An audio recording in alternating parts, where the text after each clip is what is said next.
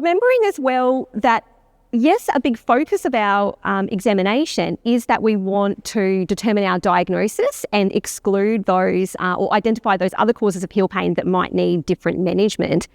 But the other thing we want to do in our subjective is listen out for some of those potential contributing factors or associated, functional impairments, things that could be contributing to load on the structures of the heel. So that would be, has your patient had a recent increase in their body mass? So we know that that's a really common factor. In fact, the strongest and most consistent factor that's been shown, certainly by the literature, in being associated with plantar heel pain. What's their occupation? So does their occupation involve extended periods of time in standing or being on their feet, particularly when that's on hard surfaces?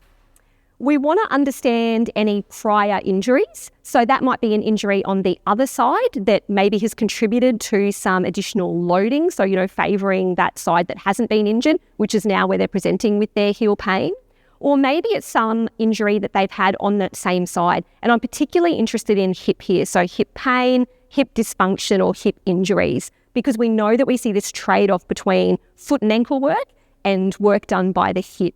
So that's one that I'm really flagging as a potential contributor to altered loads of those heel structures. And then lastly, we want to remember some of those psychosocial flags. So really listening to the language that our patient is using and how they're describing their experience of pain. We know that people with plantar heel pain do tend to experience higher rates of stress, anxiety, and depression. And we also know that pain catastrophizing is associated with that first step pain. So we really want to flag these because that's something that we are going to need to address in our management.